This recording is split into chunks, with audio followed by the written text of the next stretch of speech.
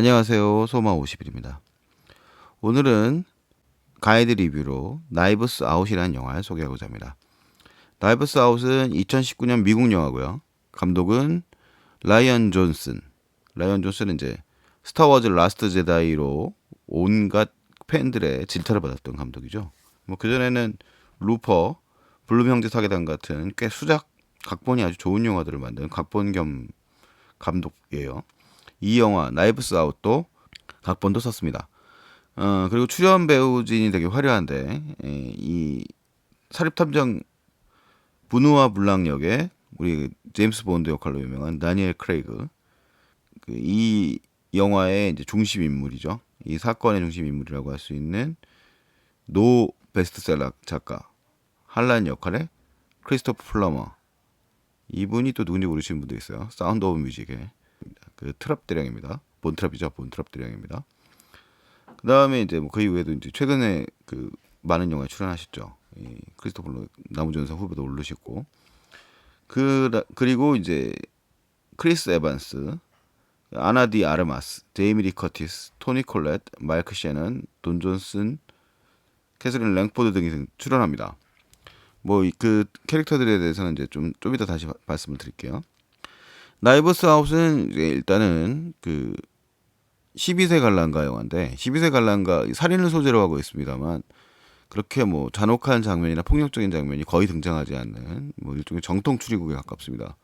뭐 얼마 전에 공개되었던 뭐 아가사 크리스트 원작의 오리엔탈 살인 사건처럼 이제 일종의 추리 자체에 집중하고 있는 영화인데 뭐 그것만 하고 있잖아요. 약간 풍자극의 성격도 가지고 있는 약간 유머스러운 풍자극의 성격도 가지고 있는 그런 영화입니다. 그러니까 약간 세련된 그 최근에는 많이 보기 어려운데 뭐 세련된 추리 풍자극에 가까운 영화라고 할 수 있어요.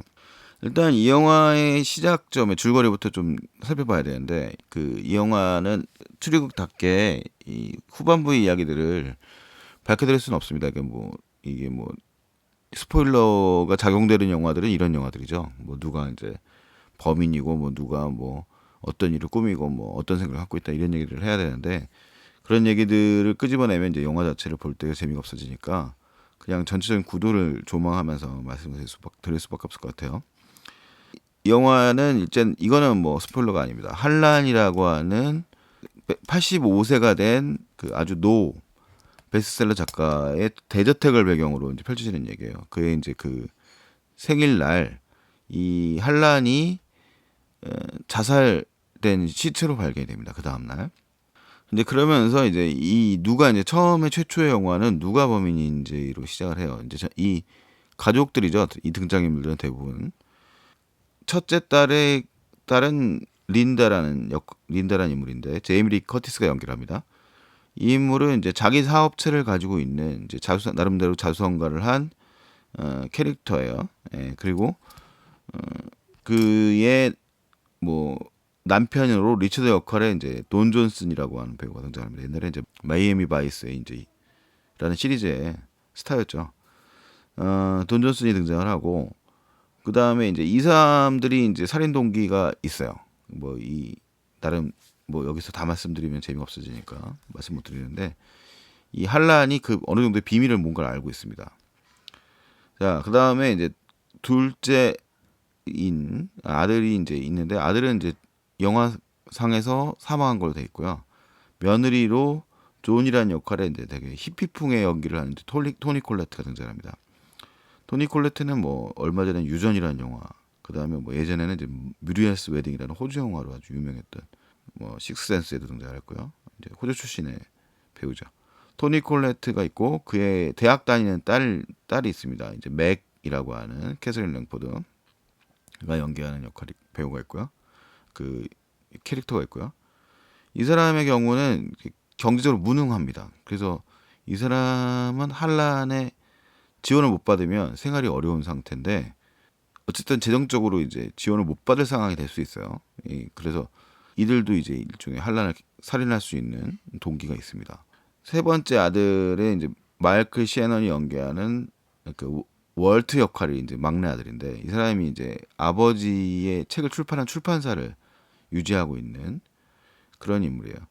이 사람에게도 이제 와이프가 있고 그다음에 이제 아들이 있는데 이 아들은 이제 제이콥이라고 제이든 마들은 약간 이제 그 보수적인 젊은 아이인데 우리나라 치면 일베라고 해야 될까요? 보수 우파적 생각을 가지고 있는 그런 아들이 있습니다. 근데 이 아들의 경우에도 아버지가 일종의 그 모든 자기 수입의 소스고 그 회사를 갖다가 이제 아버지가 운영을 하고 있는 회사의 이제 사장인 거니까 그 지원을 못 받을 상황이 돼버려요.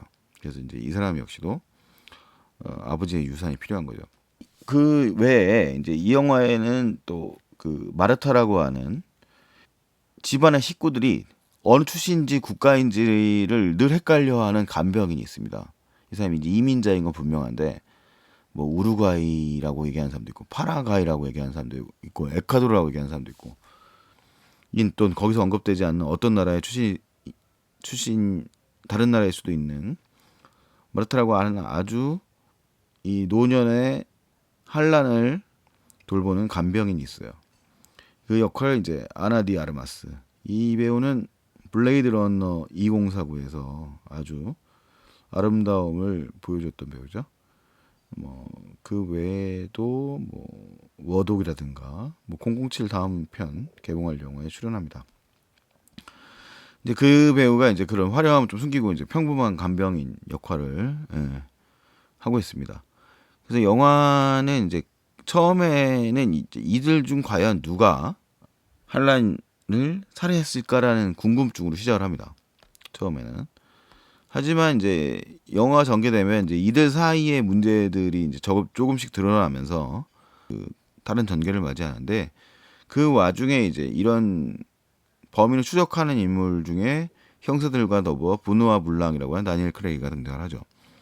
부누아 블랑이라는 캐릭터는 뭐 누가 봐도 에가사 크리스티의 에큘 포아르 같은 유럽식 그 여유가 있는 탐정들이 있어요. 그러니까 되게 뭐 모든 걸 통제하고 있는 듯한 느낌의 탐정들처럼 부누아 블랑 역시도 이제 영화의 끝까지 보다 보면 조용한 듯 상황을 모두 파악하고 있는 인물입니다. 각본을 잘 썼다고 하는 거는 앞에서 전해줬던 이제 그 배경이라든가 설정들을 갖다가 영화에서는 이제 후반부까지 그것을 이제 잘 이용하고 있다는 거죠. 그러니까 한 영화 안에서 던져진 단서들이 후반부에 다시 조합이 된다는 측면에서 나이버스 아웃은 아주 각본이 잘 쓰여진 영화입니다.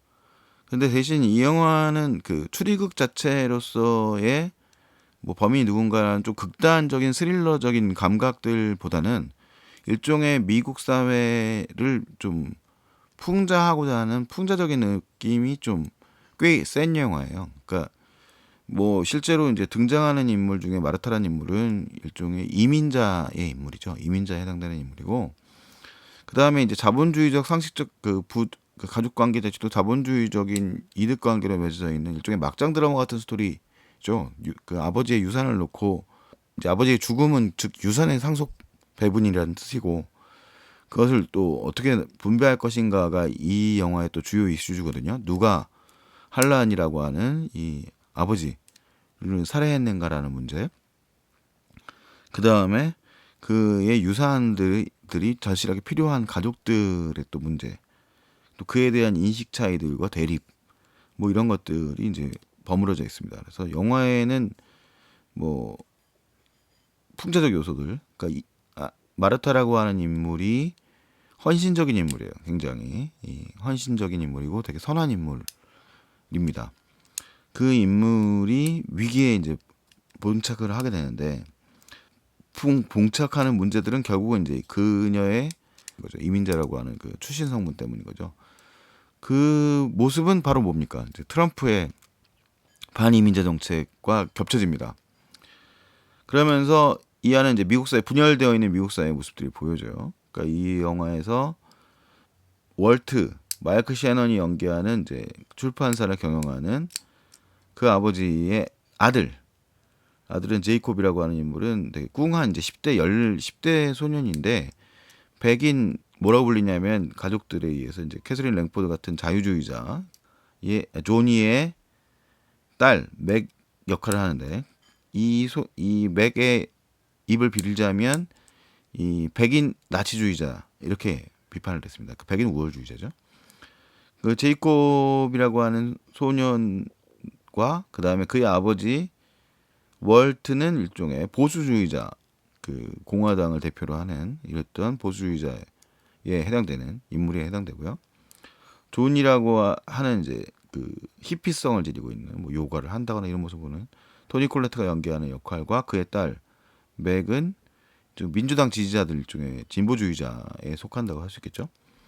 그들의 모습을 보여주고 있는 거고, 그 다음에 뭐 린다, 제이미 리 커티스고 그의 아들 역할로 우리 캡틴 아메리카 크리스 에반스가 등장을 합니다. 랜섬 역할로. 그는 이제 랜섬은 또 그 할아버지의 사랑을 많이 받았던 인물인데 그 생일 당일날에는 이제 어떤 문제들 때문에 이제 할아버지와 갈등을 빚고서 그 확 싸우고 떠나버리거든요. 그래서 그런 장면들이 이제 보여지면서 이 그 갈등들이 이 아버지의 한란이라고 하는 중심 인물의 이 가정에서의 사망과 그 다음에 그의 유산 상속의 이제 문제를 놓고 대립이 벌어지는 거죠. 그 갈등들의 모습은 이제 딱 그 모습입니다. 좀 미국 사회의 분열상의 모습들, 그리고 그들이 이제 대하고 있는 그 이 마르타라고 하는 인물, 늘 가족이라고 이제 불리우는데 정작 이 마르타는 자신이 계속 챙겼던 케어했던 한란의 장례식에는 초대받지 못해요. 그래서 영화 속 등장인물들이 널 초대하려고 했는데 다른 사람들이 반대했어라는 말을 서로 얘기하거든요. 그래서 누가 반대를 했는지 아니면 그들이 다 합의했을 수도 있고, 그래서 실제로는 이제 이 이민자에 대한 그 미국인들의 이제 일종의 모순점, 이율배반적인 상식들, 그들이 이제 그들이 우리 몫을 가져갈 거라는 것에 대한 공포, 들이 이제 은연중 깔려 있는 거죠. 이들의 이제 이 백인 부르주아지들의 사고 방식 속에 깔려 있다는 거죠. 그런 모습들을 이제 언뜻 잘 보여줍니다. 뭐 언뜻이라기보다는 뭐 아주 노골적으로 보여주죠. 그런 이제 그 속에서 마르타는 이제 자기의 또 살 길을 찾아 나가야 돼요. 그러니까 이 상황은 영화가 중반 이후에 전개되면서 이제 뭐 제가 그 얘기부터 하면 이제 바로 스포일러라는 얘기를 들어갈 수밖에 없기 때문에 그런 이야기들이 이제 엉키고, 그 다음에 이제 사실이 이제 중반쯤 밝혀집니다. 이 영화의 반전이 한 두 번 정도 일어나는데 사실 반전 자체로 봤을 때는 뭐 그렇게 농도가 깊다라고 말할 수는 없어요. 뭐 이 영화에서 급변한다 이런 인물도 사실은 없고, 그래서 사실 영화 자체는 그 추리극이라기보다는 그런 좀 촘촘한 그 영화적 배경, 그 다음에 이제 앞에 전개되었던 얘기들이 이제 활용되는 측면. 그러니까 가령 이 영화의 그 배경으로 자주 쓰이는 등장인물들이 이제 앉는 의자가 그 왕자의 게임에 나오는 그런 의자처럼 막 칼 같은 걸로 막 엉켜져, 무기들로 막 엉켜져 있는 의자거든요. 그 미스테리의 제왕이기 때문에 이 한란이라고 하는 이제 돌아가시는 분이 그런 장면이 나오는데 이제 그것이 이제 나중에 활용이 된다거나 그 반복되어는 대사, 뭐널 초대하려고 했는데 다른 가족의 반대로 초대하지 못했어 라든가 이런 대사들 자체가 나중에 어떻게 활용되는가를 보면 아주 구성을 잘했다는 거죠. 그러니까 그런 면에서 연출이 잘 된 영화이지 않은가라는 생각이 들어요. 어쨌든 간에 실제 폭력 장면은 거의 등장하지 않는 영화고, 사람들이 보여지는 표정과 의식, 사고, 그다음에 그런 대립들 속에서 벌어지는 일종의 풍자극에 가까운 추리극에 가깝다고 볼 수 있겠습니다. 나름대로 이제 이런 지적 유의를 즐기는 분들 자체, 그러니까 이제 스릴러적인 막 그런 긴장감 막 이런 것들만 추구한다기보다는 그런 이야기 자체가 담고 있는 함의를 좀 보면서 재미를 느낄 수 있는 부분이 더 많은 것 같아요. 그래서 이제 나이브스 아웃이라는 영화는 뭐 꽤 흥겨운 오락 영화고, 그 오락 영화의 틀 안에서 현실적인 이야기들을 하는데 이렇게 심각하게 다루지는 않습니다. 아주 가벼운 톤으로 경쾌하게 이야기를 전개를 하고, 다니엘 크레이그가 연기하는 브누아 블랑 같은 인물이 약간 붕 뜬 인물이에요. 그래서 붕 뜬 인물인데 실제로 이제 현실을 모두 다 파악하고 있는 인물이기도 하니까 그가 와서 이제 영화적인 전개의 톤을, 현실적 무게감을 좀 가볍게 올려주는 역할을 하는 거죠. 나이버스 아웃은 좀 여러분들이 뭐 즐겁게 볼만한 그런 영화지 않느냐. 영화의 초반부부터 끝부분까지의 이야기들을 쭉 대사 따라가는 재미를 느끼실 수 있는 분이라면 즐겁게 볼 수 있는 영화가 아닌가 싶습니다. 나이브스 아웃의 가이드 리뷰고요. 배우들 보는 재미로만 해도 상당히 즐거운 영화니까 한번 봐보시기 바랍니다. 다음 시간에 또 만나도록 하죠. 안녕히 계세요.